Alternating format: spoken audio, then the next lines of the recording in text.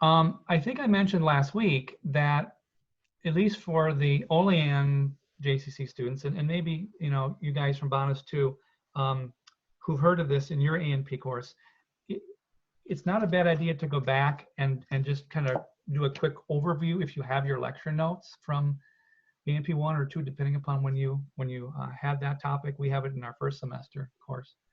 Just to get an overview. So maybe you've already done that. We're going to go into a little more detail in micro than we did in A&P. Not a ton, but a little bit.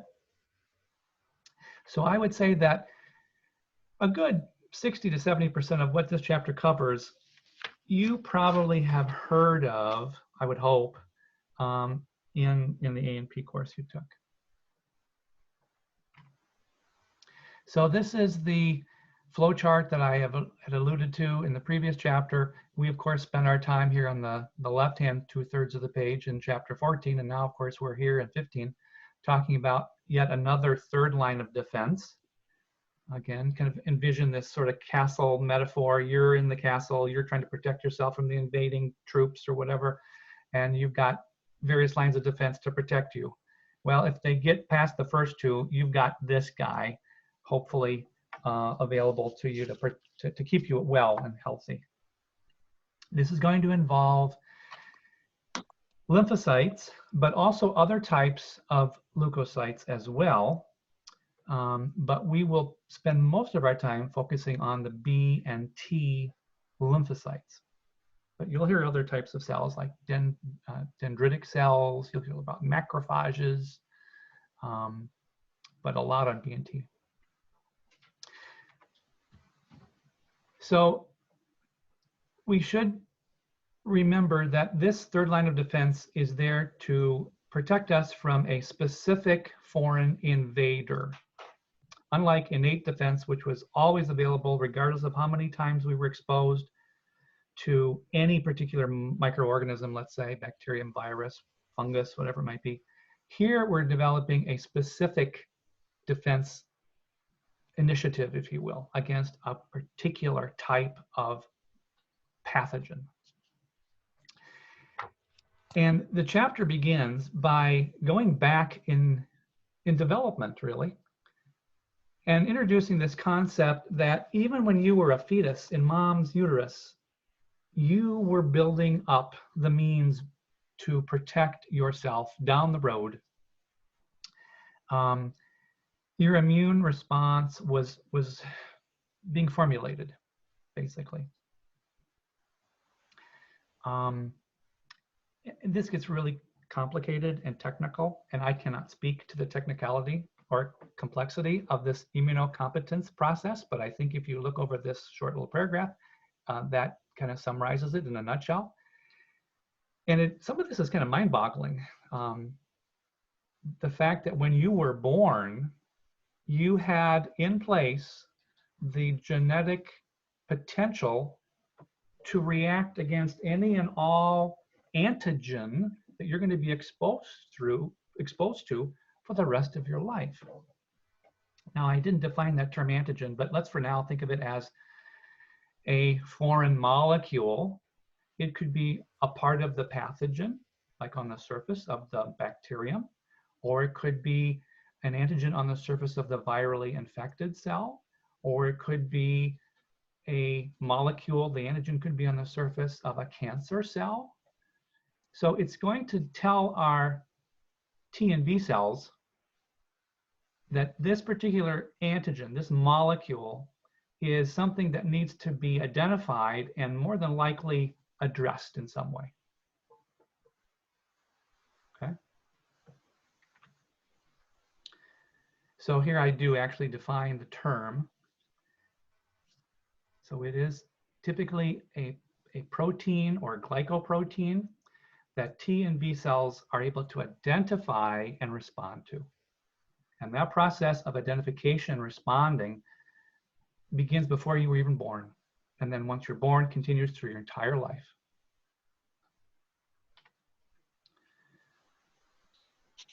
So as I said just a few seconds ago, Our immune system, our T and B cells, are going to be responding to the presence of that foreign molecule that we will call an antigen for now.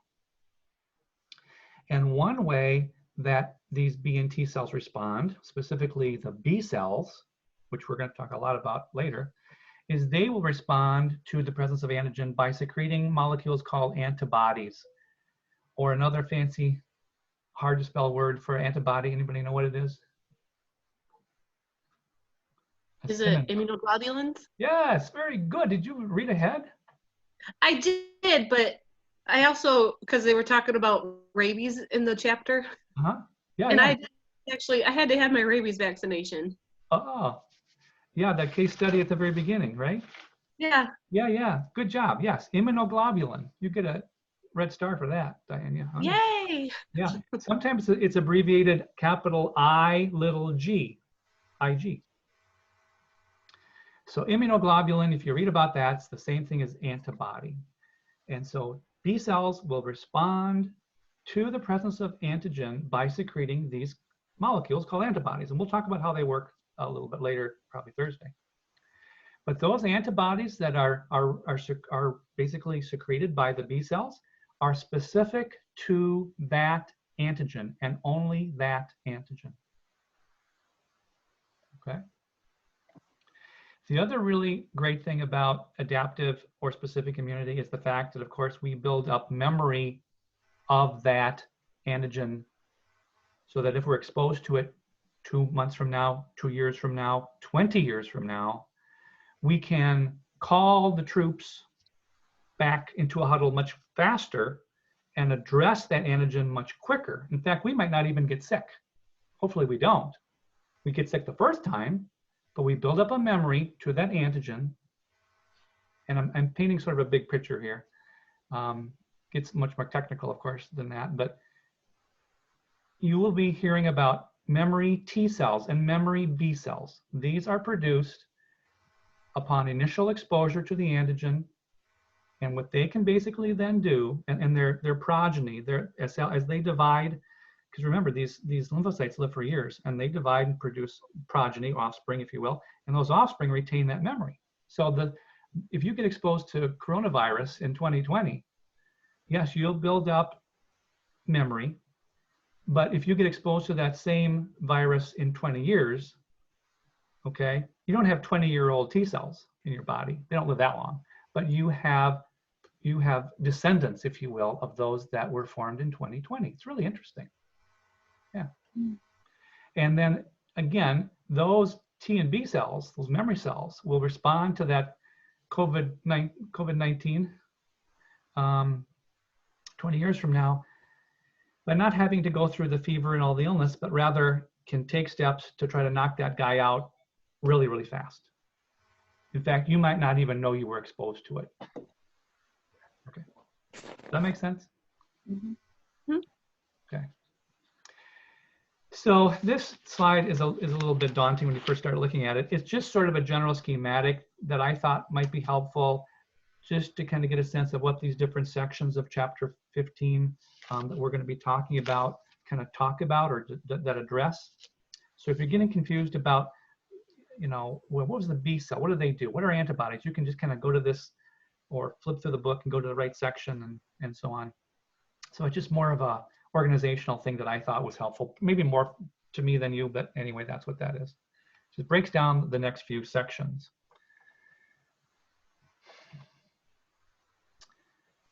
Okay. You're going to be hearing about something called an MHC, which stands for Major Histocompatibility Complex. Typically these MHCs are viewed as molecules on the surface of cells. In fact, all cells except for RBCs have major histocompatibility complex molecules. We're going to be focusing primarily on certain types of T cells and some B cells, I guess, too, and even macrophages that harbor one of two different classes of MHCs. And I list those there for you, this class 1 and this class 2. I think I just want to introduce the concept here, and I won't go into a lot of specifics right at this point, but we will be hearing more about class 1, class 2 MHCs. So just remember that these are surface molecules that often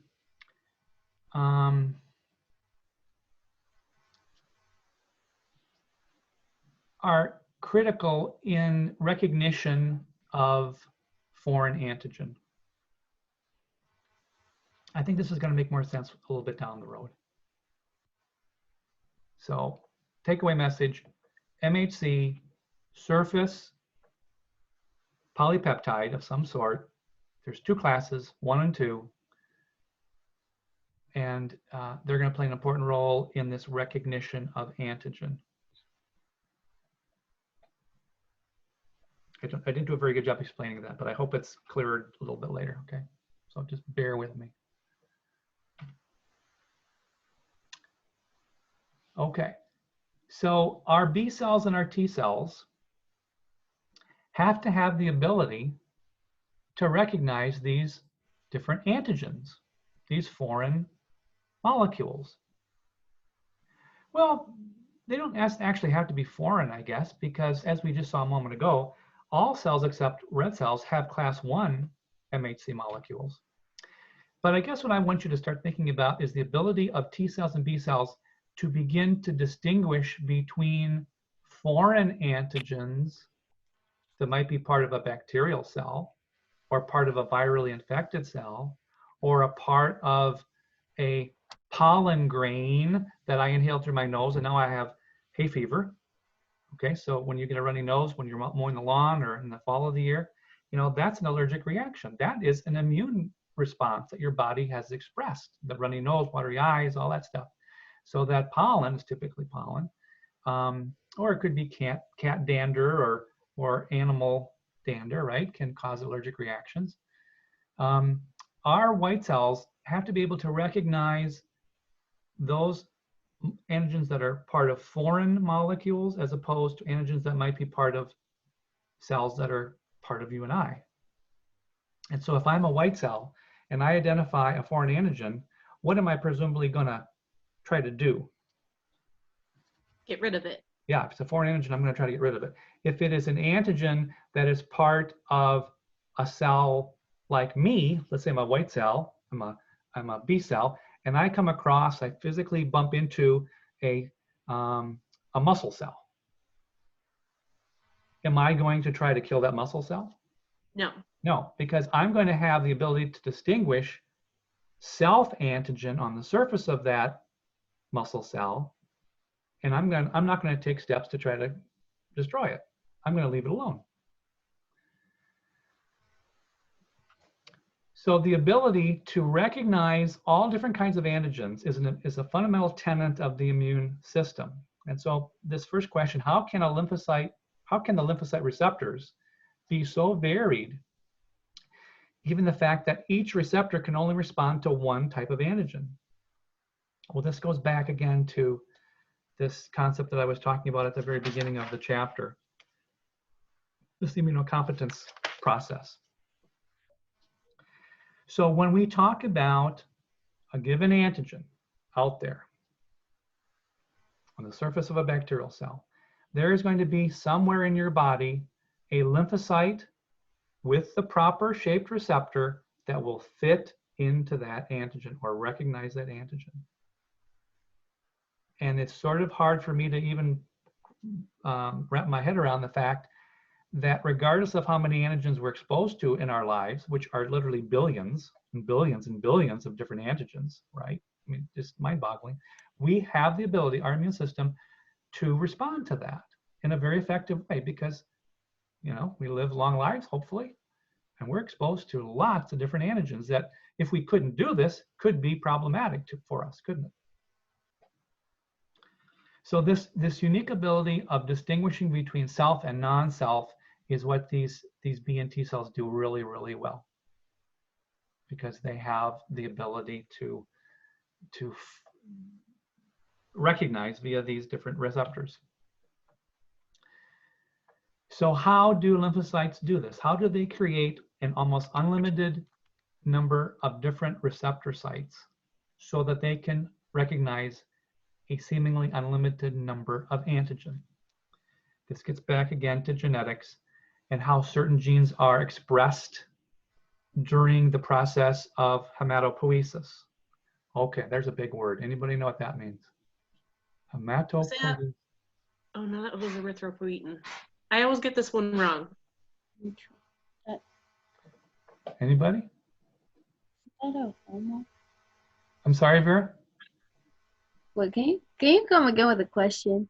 What is hematopoiesis? Okay. I don't know.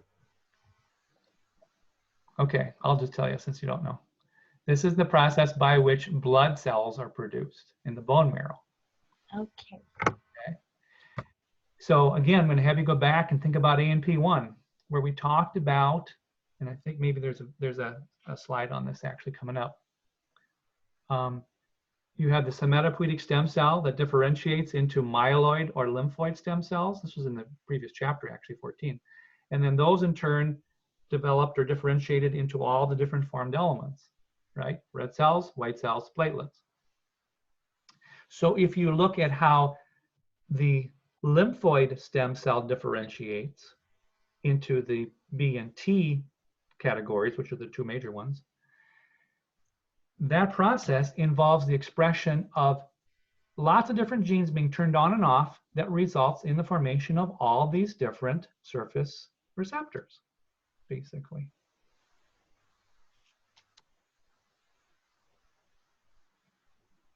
It's really quite amazing. Now, notice this says clonal selection theory. You've heard of other theories in science, right? Give me an example of another theory in biology, anything. Evolution? Right, theory of evolution. The germ theory. Oh, yeah. Right? You know, the Big Bang theory, that's obviously not biology, but it's a astronomical thing, right? So I knew it was a good show. yeah, it was a great show. I hated to see that leave. Great show. Maybe they'll do a movie or something, I don't know. So theories are basically important tenets of science that, are they locked in stone? Are they rigid? Are they set in stone? Theories? No, they can be modified. The basic crux of the theory is well accepted by scientists, but we have to be able to be flexible and tweak that a bit as we learn more. As the technology improves and so forth, we've had to adjust a bit. So this is still a somewhat in flux thought process, but it's generally accepted by most scientists as being, I won't say fact, that's not the right word, but it's well accepted as evidence strongly points to that process with optional tweaking. So that's what this talks about. We've talked about it before. This process begins in utero and continues throughout one's life.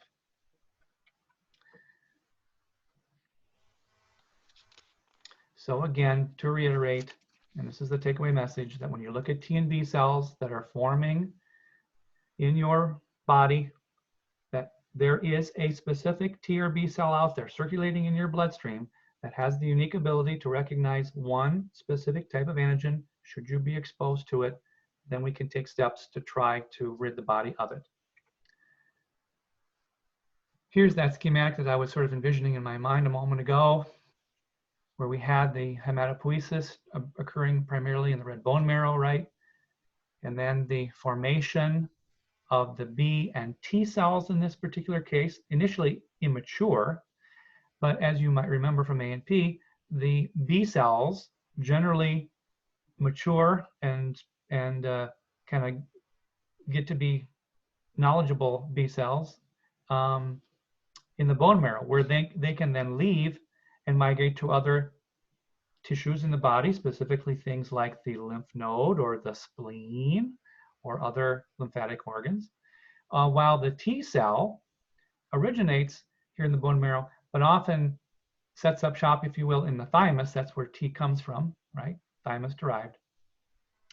And it too can leave the thymus and then go out into the body and set up shop in different strategic places to try to monitor the body of antigen.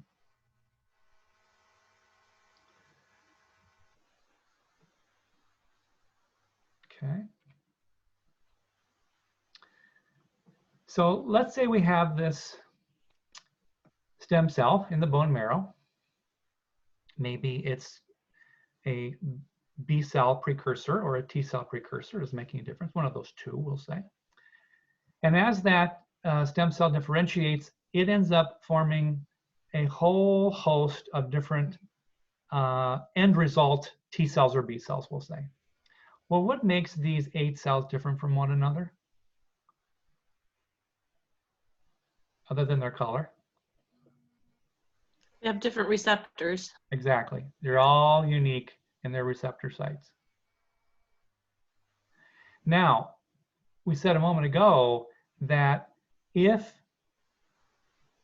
the goal here is to recognize non-self or foreign antigen, what good would it be to keep these 2 cells around that can only recognize antigen that is part of self cells? Because we're not going to attack these, are we? Well, if we did, what would we be dealing with? Autoimmune. Right. Good job.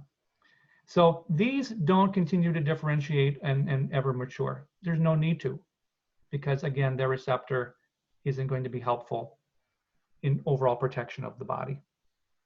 But what about these other 6? Well, presumably these receptors are going to have the capacity to recognize foreign antigens. So let's keep them around. Yeah. So here's the end result, this repertoire of cloned lymphocytes, each with a unique receptor unique to a given antigen. Okay.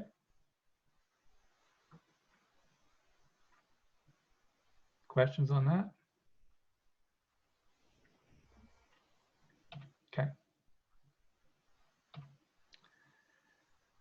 So when we introduce antigen into the system here, if you will, in this particular instance of the theoretical 6 cells that we had formed earlier, only this guy has the proper receptor to fit into the diamond-shaped antigen, which we're of course just using diamond shapes to illustrate a particular foreign molecule. These other 5 don't need those for this particular, in this particular instance. We won't kill them off, but we're not going to really be using them in helping to wage war, if you will, against the antigen. But this guy, because he can recognize the antigen, look what happens to him.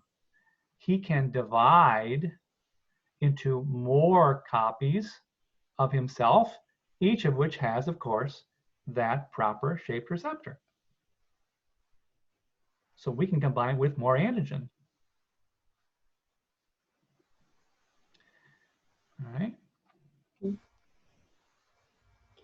So it's important to understand this clonal selection process, which results in the formation of many, many T cells and B cells whose receptor site recognizes only that antigen.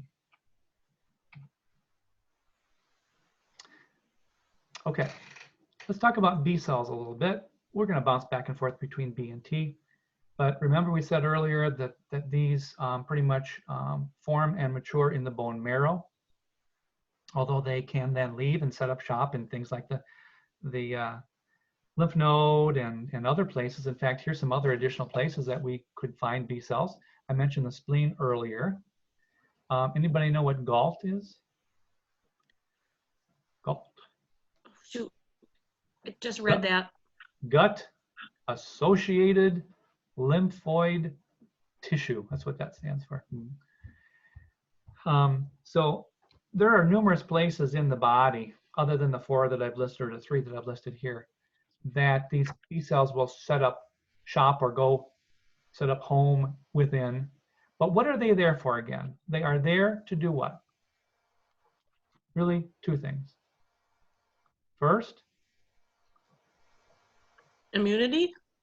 well, that's a The very broad. general, broad, yeah. They have to first be able to recognize the antigen, right? And then take steps to rid the body of it. And that really is what is part of immunity, you're right. Just part of it, because B cells can't do it all alone, can they? They've got to work with T cells. Now, how do these B cells recognize antigen? Well, they have on their surface a receptor that's called an immunoglobulin or antibody. Now, I got to be real careful here because I don't want you to confuse some things. Typically, B cells will secrete antibody in response to antigen. But they will also use that same molecule as a surface receptor to initially identify the antigen. And I'm going to show you a video on this in just a second. So when we use the term antibody, most of the time we use it as a secretion that the B cell produces in response to the antigen. And we're going to talk about antibody-antigen interaction on Thursday. But that's going to cause the antigen or antigen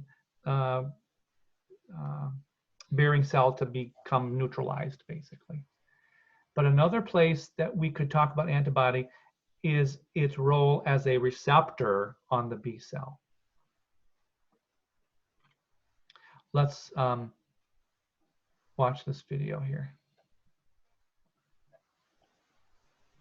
The immune system can produce antibodies against millions of different antigens. B cells, which are constantly produced from lymphoid stem cells, are found in the blood and lymphoid tissues. Each B cell can synthesize only one of the millions of possible antibodies and displays this antibody on its surface. Is this video playing okay for you guys? Yes. Okay, so again, notice what they just said. These surface structures here on the B cells, these are antibody receptors. That's what these molecules are, they're antibodies. I'll back it up here if I can. Lymphoid tissues. Each B cell can synthesize only one of the millions of possible antibodies and displays this antibody on its surface. When an antigen meets a B cell having a surface antibody of the proper specificity, it complexes with the antibody. B cells that are not activated do not develop further. Stimulation of only the B cells that carry antibodies that react with antigen is referred to as clonal selection. Following antigen-antibody interaction, antigen-antibody complexes aggregate on the surface of the cell. This is called capping. The antigen-antibody complexes are then internalized. The activated B cell swells and begins to divide rapidly, producing a B cell clone. The B cells then differentiate into plasma cells and memory cells. Plasma cells produce the specific antibody that provoked its formation, whereas memory cells remain in circulation but do not produce antibodies. Memory cells can become activated by a later challenge by the same antigen. Many antibody responses require signals from T helper cells. The T helper cell is stimulated by an interaction with an antigen-presenting cell such as a macrophage. The macrophage ingests the antigen, digests it, and presents it on the cell surface via a class II MHC. The macrophage then activates a T helper cell that carries a T cell receptor capable of recognizing the antigen on the class II MHC of the macrophage. The B cell presents the antigen on its surface using class II MHC. The activated T helper cell interacts with the B cell and secretes chemical signals called interleukins to stimulate the B cell to differentiate into a plasma cell and produce antibodies. Okay, now that video covered a lot of information. But as we go through this chapter, you might want to go back and review that a couple times because it's going to make more sense to you as we study this.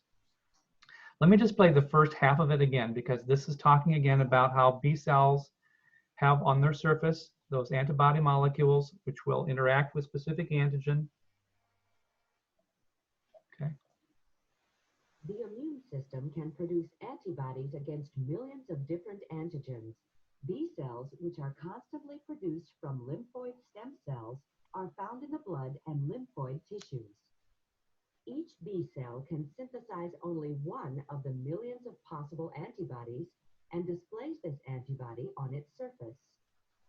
When an antigen meets a B cell having a surface antibody of the proper specificity, it complexes with the antibody. B cells that are not activated do not develop further. Stimulation of only the B cells that carry antibodies that react with antigen is referred to as clonal selection. Following antigen-antibody interaction, antigen-antibody complexes aggregate on the surface of the cell. This is called capping.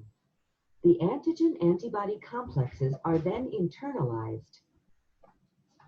The activated B cell swells and begins to divide rapidly, producing a B cell clone. The B cells then differentiate into plasma cells and memory cells. Plasma cells produce the specific antibody that provoked its formation, whereas memory cells remain in circulation but do not produce antibodies. Okay, stop there.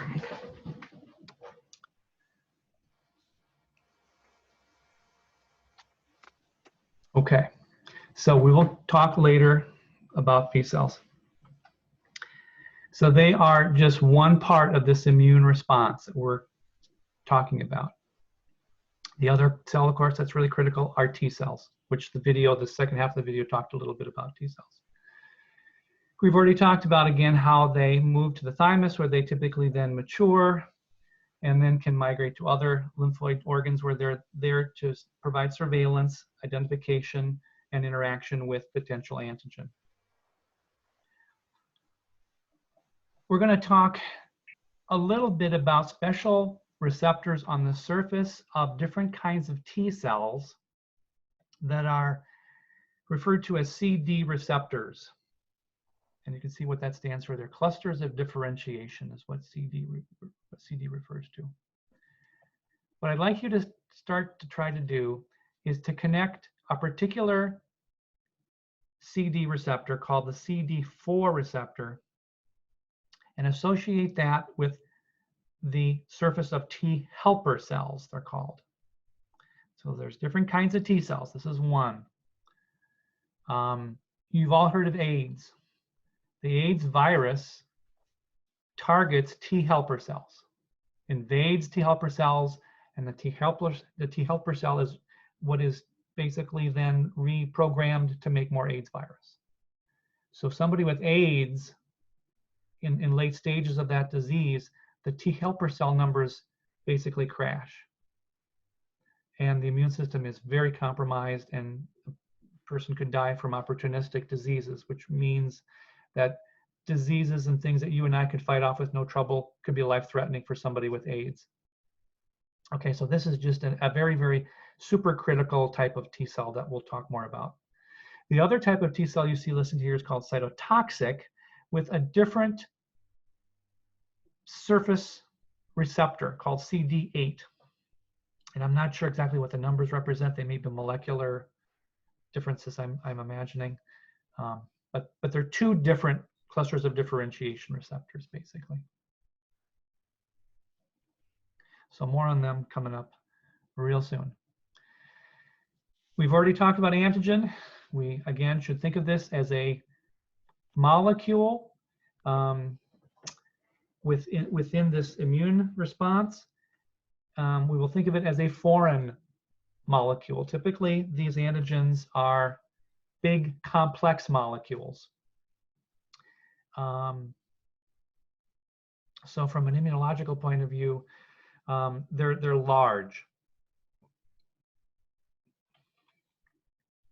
Examples include, of course, things like molecules on the surface of fungi, or on the surface of bacteria, or antigen could be these big molecules, big being molecularly big, on the surface of the virus, right?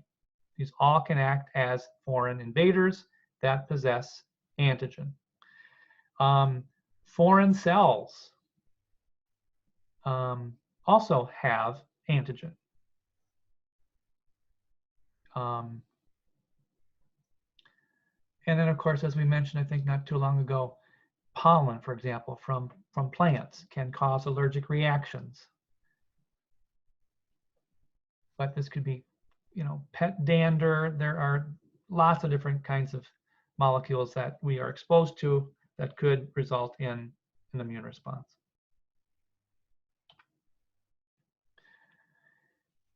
Taking it and expanding this concept of an antigen just a little bit more, it turns out that typically there's a component of the antigen called the epitope where the actual immune reaction takes place. I'm going to show you a video next that talks a little bit about how a given antigen can have numerous epitopes.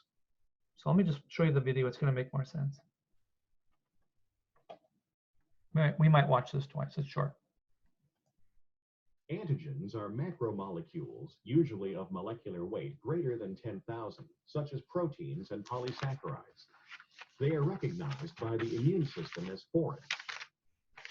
Individual antibodies are not made against the entire antigen molecule, but rather to particular chemical groups on the molecules known as antigenic determinants or epitopes. Many different antibodies can be made against a single antigen, each antibody reacting with a different epitope. Complex structures, such as the surfaces of bacterial cells, may have many different epitopes. Each different antibody binds only to the correct epitope. Now, these antibodies that the video talks a little bit about, does anybody remember what type of lymphocyte is going to secrete antibodies? Plasma cells. Right, plasma cells, which are a type of B cell, right?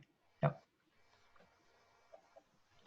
So you got to expand your thinking a little bit. When we talk about a foreign molecule, which is depicted here as this kind of, I don't know what color that is, pinkish lavender color, it's specific parts of that antigen called the epitope that the actual immune response or interaction, in this case between the antigen and the antibody, takes place.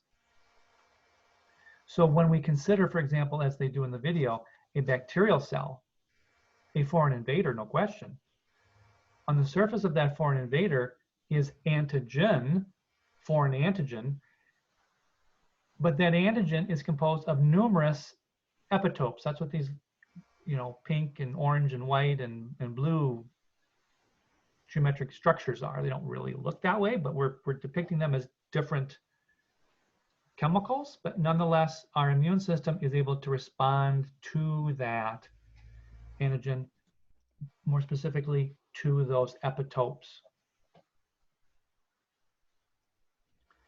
Want to watch that again?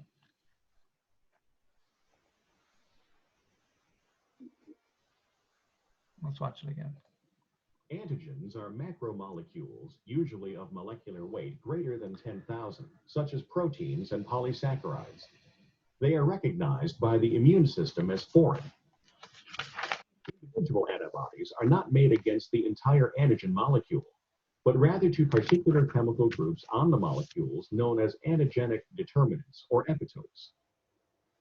Many different antibodies can be made against a single antigen, each antibody reacting with a different epitope. Complex structures, such as the surfaces of bacterial cells, may have many different epitopes. Each different antibody binds only to the correct epitope.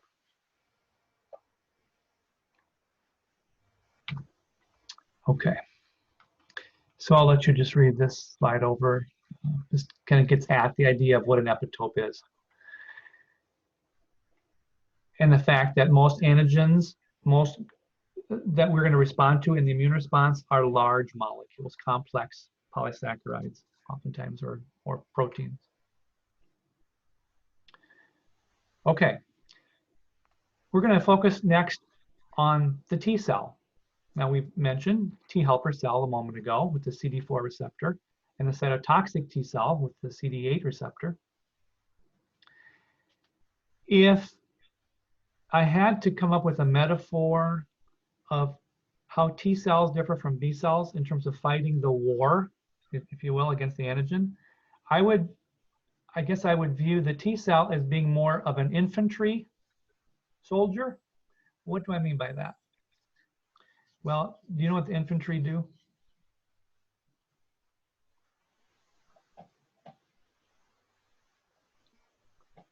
Nobody has a history of any military, huh?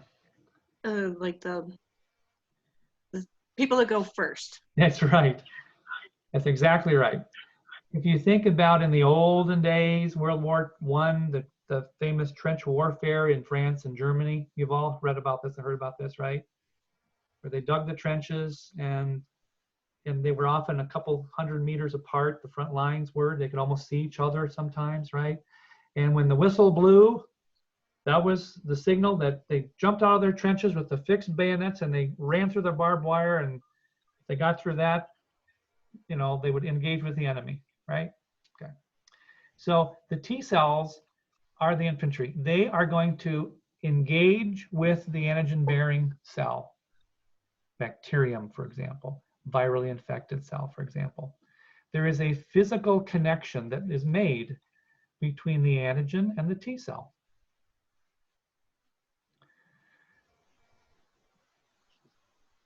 B cells fight the war by secreting antibody. They can do that way back from the front lines. They've got to be able to recognize the enemy, right? But they don't get out in the, you know, over the trench, hand-to-hand combat sort of thing. They're going to be lobbing these missiles, if you will, called antibodies, that will combine with antigen and neutralize it. We'll talk about that on Thursday. Both the infantry and the missile firing B cells have to work together to win the war. Can either do it alone? No. Got to work together. Okay. So how does a T cell become activated? How does it learn what enemy to attack? Well, it's going to rely on something called an antigen-presenting cell, or APC, antigen-presenting cell. Okay, here's another really, really stupid story. You're going to just think I'm crazy when I tell you these dumb analogies, but maybe it'll help you remember. I don't know. You've all seen these movies, right, where somebody is invited to a ball in some famous castle, and you walk up this big fancy flight of stairs that then overlooks the ballroom, and there's usually a footman there that takes the invitation that you were given. And what does that footman do oftentimes? Before you're accepted or welcomed into the party, he will announce you. Okay, you follow my weird story here? Okay, so in the same way that the T cell, if it wants to get into the party, if you will, he has to recognize the antigen.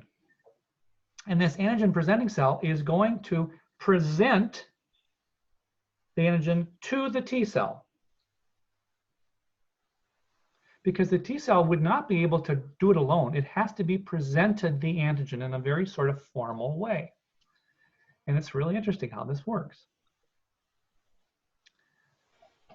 So this antigen presenting cell, in which we saw actually in the previous video, is going to phagocytize the antigen-bearing cell, let's say it's a bacterial cell, and it'll break it down, and then it'll take the antigen and put it on the surface of a class 2 MHC.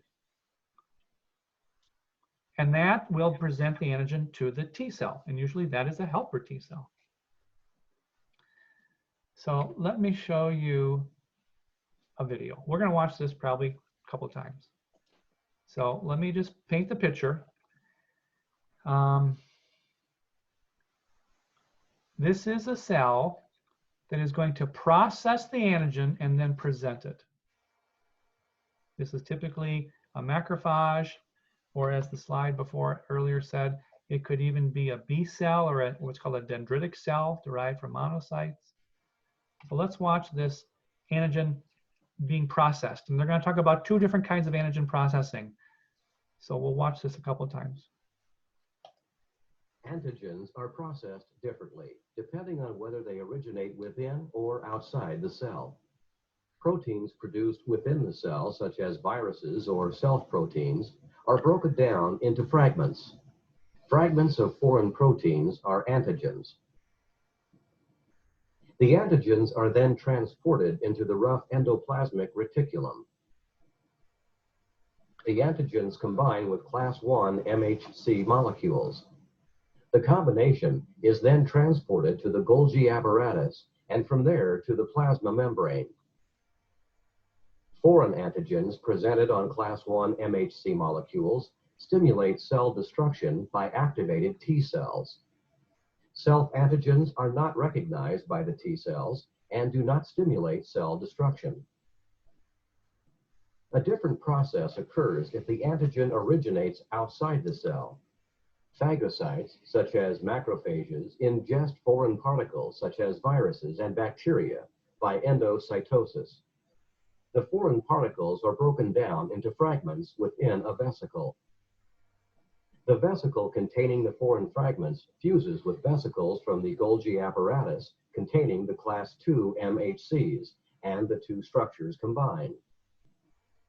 The MHC class 2 antigen complex is transported to the plasma membrane. The displayed MHC class 2 antigen complex can stimulate other immune system cells to respond to the antigen. Okay, so that's that antigen presenting process. It's important to formally present the antigen by manipulating it, typically by phagocytizing it, and then presenting it on the surface via either class 1 or class 2 MHC, depending upon whether that antigen was from the outside of the cell or within the cell, as the video said. So I would watch that a couple times. So let's just look at some diagrams, many of which were kind of reviewing what the video just talked about, and that's where we'll kind of wrap up today. So here we have in orange our antigen presenting cell. This could be a macrophage, let's say, monocyte derived cell that left the bloodstream, gone into the tissues. Here's our foreign microorganism. Let's pretend it's E. coli, bacteria. What's going to happen? The first thing the antigen presenting cell is going to do is it will phagocytize the bacterium. Brings it inside. You know what phagocytosis is, right? Utilize its lysosomes to combine with the bacterium and basically knock it out, digest it, right? Everybody good with that? Okay. Then what the antigen presenting cell will do is it will take that surface antigen, that foreign molecule that was maybe on the surface here of the cell, and it will present it on its surface via this class 2 MHC. So here's again in orange, the antigen presenting cell. This structure here in red, orange, whatever color you want to call it, this is the class 2 MHC molecule, which has in its center here the processed antigen, the foreign antigen in blue, which was once part of the cell, the bacterium, right? Are we good so far? Mm-hmm. Okay. Now, here comes a T helper cell, CD4 receptor, right? Remember we said associate CD4 with helper T cells, CD8 with cytotoxic, a different close cousin to T helper cell, both T cells. In order to get this helper T cell fired up, it has got to recognize the antigen as presented by the antigen-presenting cell. And that's what's happening here.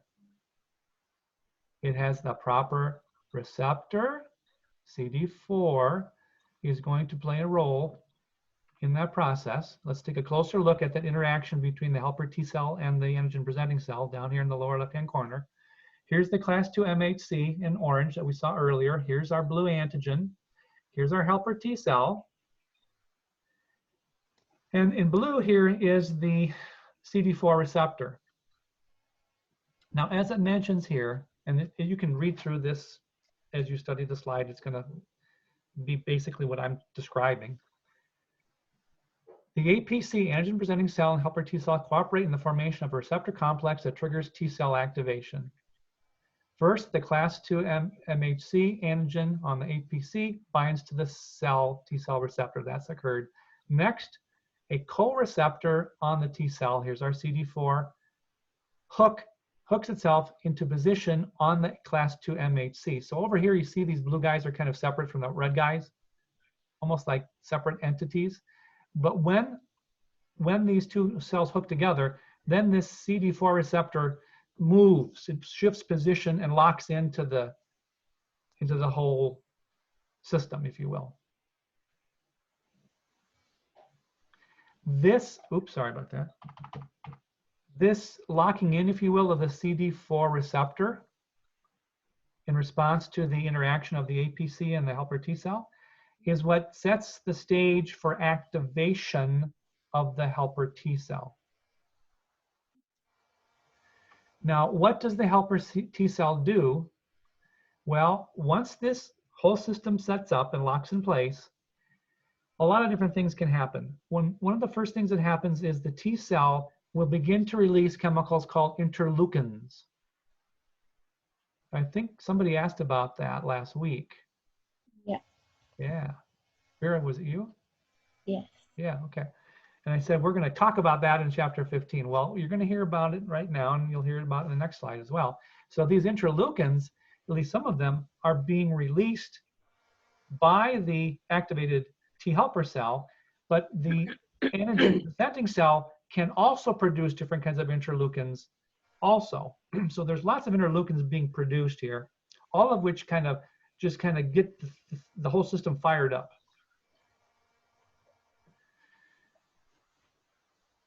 Now, I want you to take a look at this other little arrow here. It says assists in B cell activation. Now, you don't see any B cells here, do you? We haven't talked about B cells in our discussion in the last 10 minutes. But we know that the T cells and the B cells have to work together to win the war. So what I'm basically wanting you to start thinking about is activation of the helper T cells are critical in ultimately getting the B cells going. Okay? And often that involves the release of certain chemicals by the helper T cell that's been activated to fire up the B cells. Your book talks about a couple different kinds of interleukins. I'm going to just mention 1 and 2 here. We said a moment ago that one interleukin was produced by the activated helper T cell. It's called interleukin 2, which we said a moment ago helps to get the B cells fired up. It also actually helps to get some of the T cells fired up as well. And this interleukin number 1 was produced by the APC. So I'll go back to that previous slide and see this arrow right here. That's indicating interleukin 1 being secreted by the antigen-presenting cell upon recognition of the antigen by the helper T cell. It responds by producing interleukin 2, which will get the B cell going, and also other T cells. So there's lots of chemicals being released in response to these interactions going on between antigen and receptor molecules.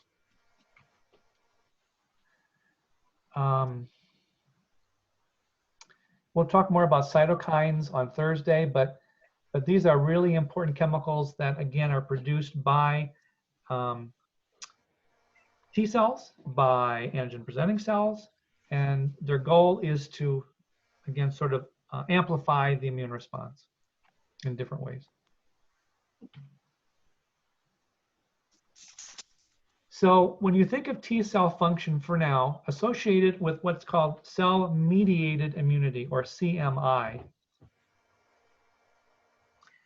B cells are often associated with what is called antibody-mediated immunity, or AMI.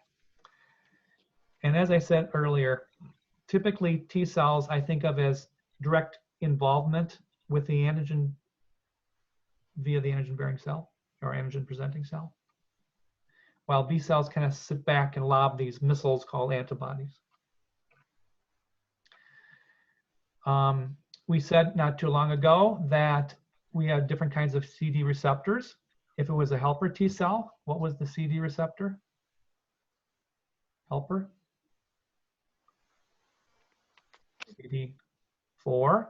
If it was a cytotoxic, CD8.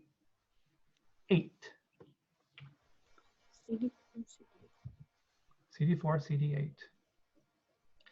And before we can activate those helper T cells, we have to have an antigen presenting cell present the antigen on a class 2 MHC if it is a helper T cell that we are activating. If it is a cytotoxic T cell, then I think it's a class 1 MHC. And I think there's a video coming up that talks about that.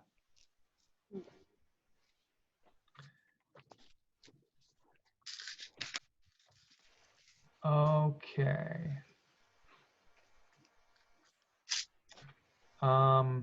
Yeah.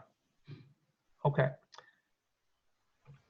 So here we have again the two basic types of helper T cells. I'm not going to really get into class or number 1, number 2. Let's just call them helper T cells. They do have some differences in terms of what they do, and that's what this other box describes.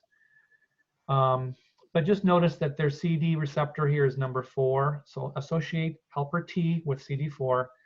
Associate a different type of T cell called cytotoxic with CD8.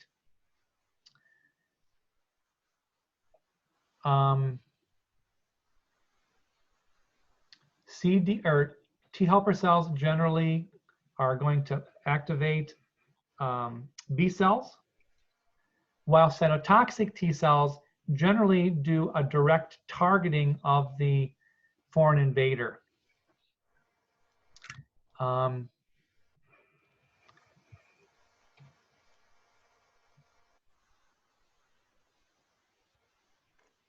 So here's our APC, here's our helper T cell, here's the interaction that we talked about earlier.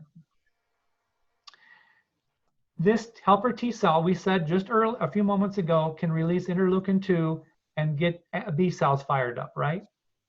But it's not the only thing that happens. That's one very important thing that happens. But look what else can occur when a helper T cell interacts with an antigen-presenting cell. Some of these T cells will differentiate into memory CD4 T helper cells. Why would you want to do that? So it can directly attack what it needs to take care of, to get rid of. This memory cell cannot attack anything. Oh. Well, for what's memory? future attacks. Memory. Future attacks.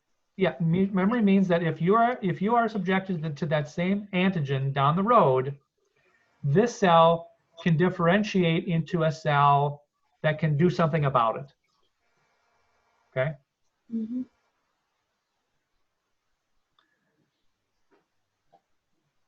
So here's part of that memory we talked about earlier today. This memory results from exposure and recognition of this antigen. So that if down the road you're subjected or exposed to that same antigen, we can take steps to knock it out, and we can kind of circumvent this recognition process that has to happen. We'll talk more about this activation of the B cell on Thursday, but again, that occurs in response to a whole bunch of interleukins here. This is what these refer to IL, right? Interleukin 4, 5, 6, 10, all released by another type of T helper cell. Again, I told you didn't have to recognize the difference between T helper 1 and 2, but it's specifically going to assist in B cell function. And this other slide or cell here is showing production of other chemicals that will stimulate macrophages. Macrophages are big, hungry phagocytic cells. So it's like a general all-purpose warning system here, telling all macrophages that we've got some work to do. The last thing I want to leave you with is at the bottom of this diagram, which talks specifically about cytotoxic T cell action. And again, how do we get cytotoxic T cells fired up? Well, we have the presentation of the antigen by the antigen-presenting cell. Only notice here, it's on the surface of a class 1 MHC, not class 2 like we had up here. Okay, so there's a difference. You're still presenting the antigen, but you're presenting it on a different surface protein. And this CD8 cell, the cytotoxic T cell, has a class 1 MHC that can recognize that antigen. This cell will in turn differentiate into memory CD4 or CD8 T cells. So it's a slightly different type of T cell, but still filling up memory. And then what this cell can do is it can cause the death of cells that are harboring antigen. So here's a cell that's, as it says here, infected with virus. When this cell, the CD8 T cell, that has initially recognized the antigen, only now it's part of an infected cell. It's gonna recognize this infected cell as being needed. It needs to be destroyed. So what this cytotoxic T cell can do is it can release chemicals like perforins that basically punch holes in the cell, and the cell dies. So this is that sort of hand-to-hand combat that I was kind of referring to in the trench warfare thing. So this is the enemy. This is the Americans. We're going to try to poke holes in the bad guys and kill them. And the poking of the holes occurs as a result of chemicals being produced by these cytotoxic T cells. Helper T cells cannot directly hand-to-hand combat kill antigen-presenting cells or antigen-bearing cells. They can just help mediate and promote the war. These cytotoxic T cells, as the name implies, cytotoxic, they are in your face, toxic to the cell here that's bearing the antigen, the virus in this case. Okay, so anyway, I'd like you to read through this. This is just reviewing the two types of T cells, helper and cytotoxic, the difference being one has CD4, one has CD8 receptors. Click on this link. It'll take you to a nice little video that will talk about how cytotoxic T cells kill virally infected cells or cancer cells too. So when we get together then on Thursday, I want to pick up with this section on antibody-mediated immunity. So try to get up through slide 65 for Thursday. I don't mean to rush, but I knew we're out of time. I got to leave time for Thursday too. So this stuff is not easy. It is a little bit technical. So, and I know you got the quiz you're studying for and all that too, but trying to get into chapter 15. Questions?